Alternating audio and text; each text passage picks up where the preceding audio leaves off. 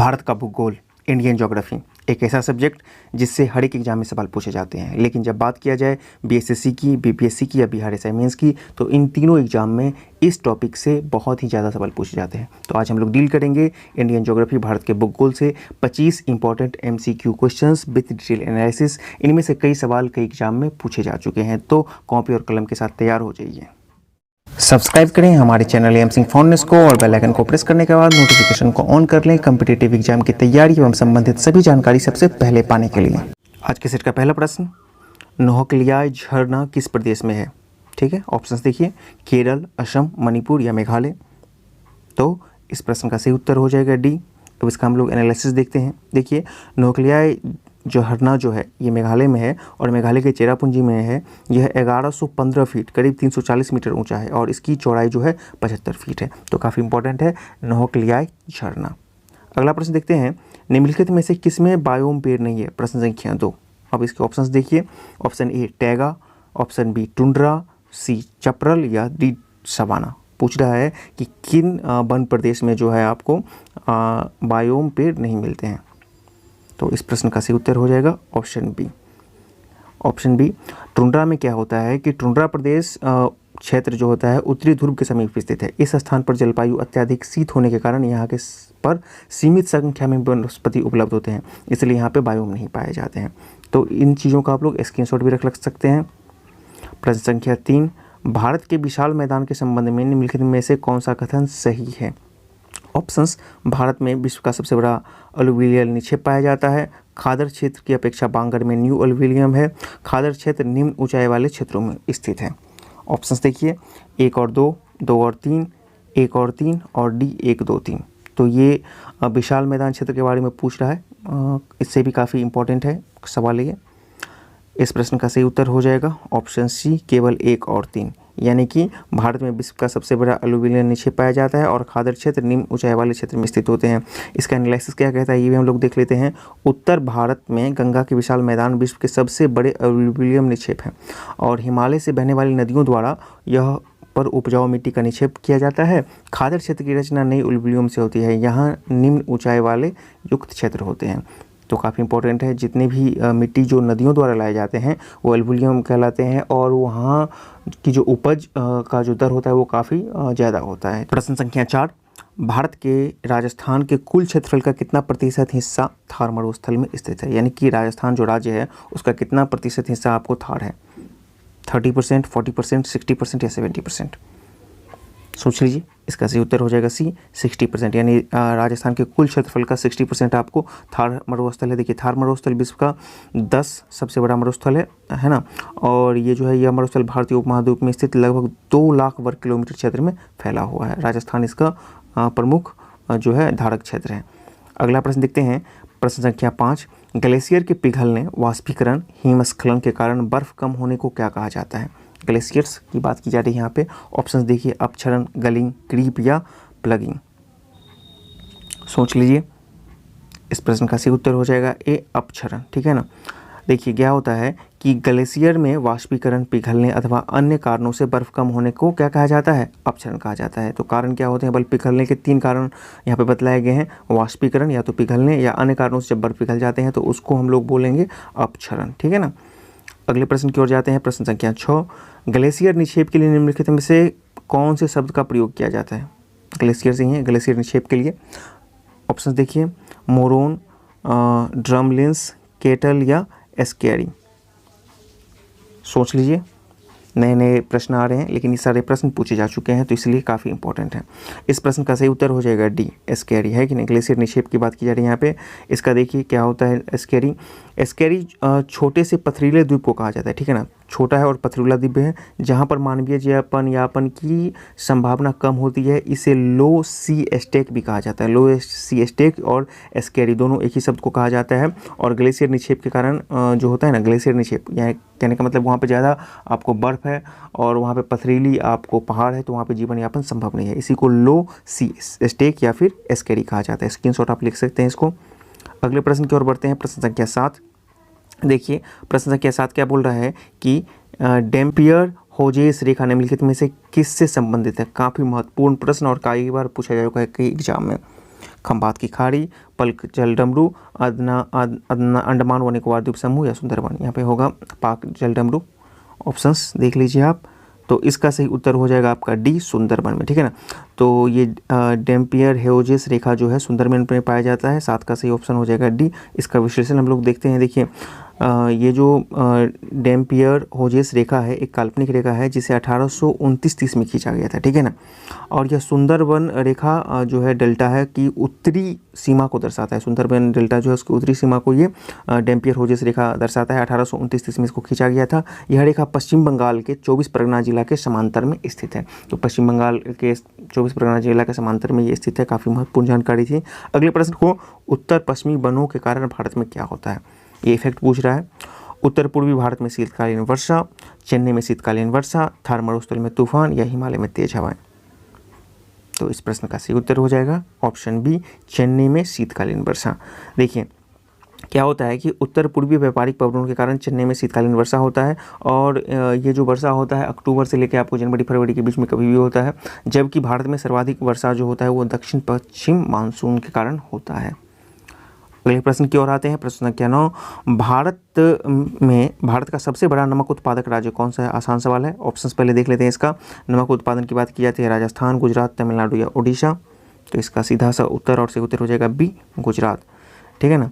देखिए क्या होता है कि भारत में प्रतिवर्ष 160 लाख टन नमक का उत्पादन किया जाता है, ठीक है ना। और भारत विश्व का तीसरा सबसे बड़ा नमक उत्पादक देश है। यहाँ पे तीसरा बड़ा नमक उत्पादक देश है और एक उत्पादक राज्य हैं। गुजरात है, राजस्थान है, आंध्र प्रदेश और तमिलनाडु भी आ रहा है, जितने भी तटीय क्षेत्र वाले राज्य हैं। और देखिए ओडिशा में भी गंजम, पुरी और बालासोर में लगभग 30,000 टन नमक का उत्पादन किया जाता है। तो आप यहाँ ये देख लीजिए, यहाँ पे जितने भी तट से लगे हुए राज्य हैं उन सब में नमक का उत्पादन होता है। इसमें से गुजरात सर्वाधिक है और भारत का स्थान जो है तीसरा है पूरे वर्ल्ड में नमक उत्पादन के क्षेत्र में। प्रश्न संख्या 10, अलमाटी बांध किस नदी पर स्थित है? कृष्णा, कावेरी, तुंगभद्रा या मालप्रभा। तो अलमाटी बांध आपको कृष्णा नदी पर है, ऑप्शन ए। इसका डिटेलिंग देखते हैं हम लोग क्या है। देखिए अलमाटी बांध परियोजना जो है उत्तरी कर्नाटक में कृष्णा नदी पर स्थित है। कर्नाटक में कृष्णा नदी पर है, आप कंफ्यूज मत कर लीजिएगा कि आंध्र प्रदेश में है।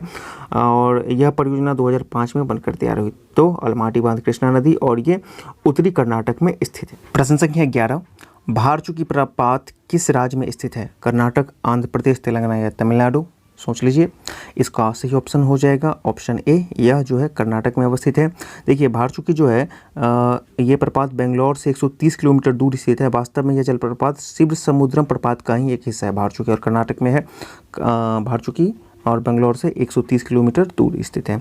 अगले प्रश्न की ओर आते हैं। प्रश्न संख्या 12, इसमें बोल रहा है कि भारत ओमान रिफाइनरी लिमिटेड से किस रिफाइनरी का कार्य करती है? भारत और ओमान देश के बीच में रिफाइनरी लगाने को एक प्रस्ताव पारित हुआ था और इन दोनों के सहयोग से जो रिफाइनरी काम कर रहा है वो कौन सा है? तो इसी के बारे में सवाल पूछा जा रहा है।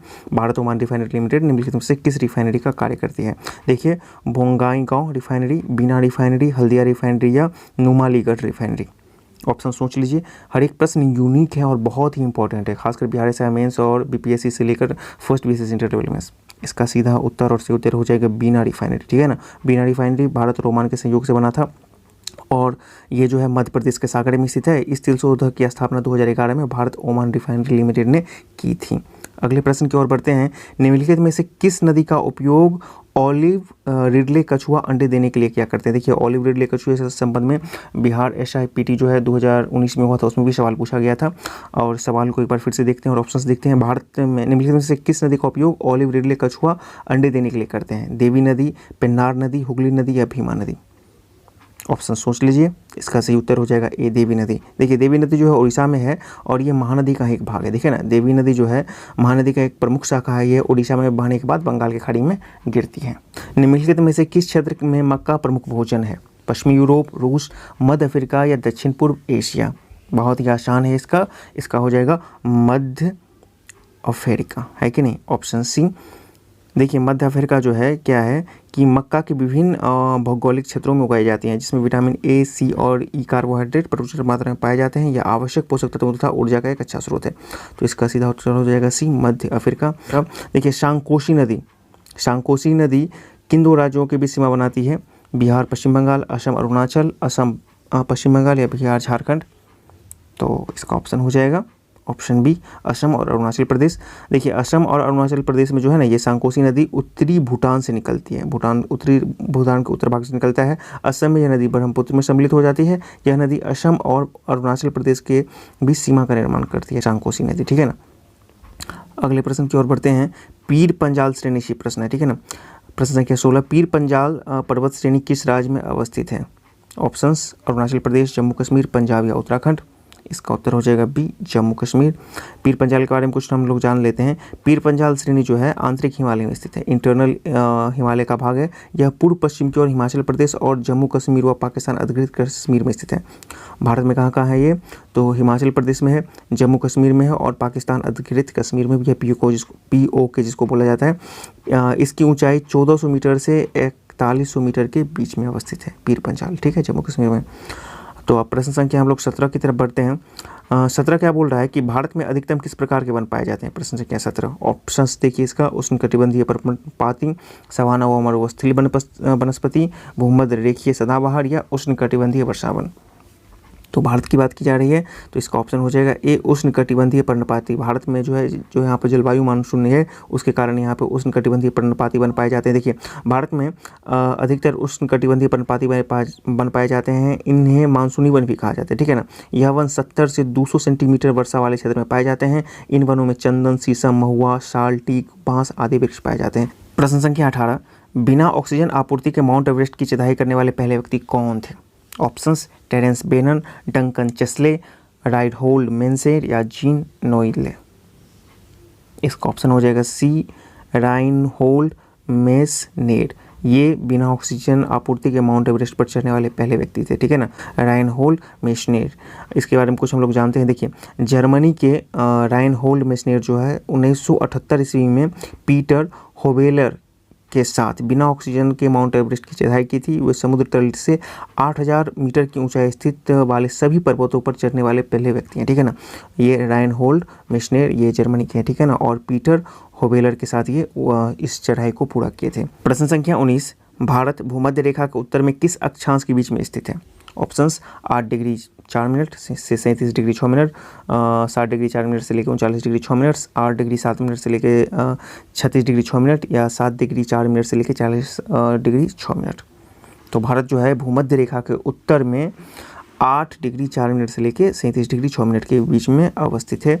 देखिए भारत पूर्ण रूप से भूमध्य रेखा के उत्तर में 8 डिग्री 4 मिनट से लेकर 37 डिग्री 6 मिनट अक्षांश का निर्माण करती है। भूटान, म्यांमार, नेपाल या चीन। तो काचिन की पहाड़ी जो है म्यांमार के साथ भारत का सीमा निर्धारण करती है। और देखिए काचिन पहाड़ियाँ जो है म्यांमार के सुदूर उत्तर पूर्व काचिन राज्य में स्थित है। काचिन राज्य आपको कहाँ है? म्यांमार में ही स्थित है। यह भारत और म्यांमार के बीच सीमा का निर्माण करती है। यह पहाड़ी अरुणाचल प्रदेश के साथ लगती है। तो भारत और अरुणाचल प्रदेश राज्य की बात। प्रश्न संख्या 21, निम्नलिखित में से कौन सा कथन गलत है? खासी और मिजो पहाड़ियाँ पटकाई श्रेणी का हिस्सा है। फांगपुई मिजो हिल का सबसे ऊंचा स्थान है। खासी पहाड़ी को स्थानीय भाषा में लुसाई पहाड़ी कहा जाता है। या उपरोक्त में से सभी कथन सही है? तो देखिए उपरोक्त में ए और बी सही है, यानी कि खासी और मिजो पहाड़ियाँ जो है पटकाई श्रेणी का हिस्सा, ये बिल्कुल सही है। और फांगपुई मिजो हिल का सबसे ऊंचा स्थान है। लेकिन ये जो सी वाला जो ऑप्शन है, खासी पहाड़ियों को स्थानीय भाषा में लुसाई पहाड़ी कहा जाता है, ये गलत है। देख लेते हैं इसका एक्सप्लेनेशन क्या है। देखिए मिजो पहाड़ी को स्थानीय भाषा में लुसाई कहा जाता है, खासी को नहीं। ऑप्शंस था आपको खासी को, बल्कि यहाँ पे मिजो पहाड़ी को स्थानीय भाषा में लुसाई कहा जाता है। मिजो पहाड़ियाँ मिजोरम और त्रिपुरा में स्थित है। यह समुद्र तल से 2157 मीटर की ऊंचाई पर स्थित है। प्रश्न संख्या 22, निम्नलिखित में से भारत में ही उत्पन्न होने वाली सबसे लंबी नदी कौन सी है? ब्रह्मपुत्र, गंगा, यमुना या गोदावरी। तो बोल रहा है भारत में उत्पन्न होने वाली सबसे लंबी नदी, तो भारत में उत्पन्न होने वाली सबसे लंबी नदी आपको गंगा हो जाएगी।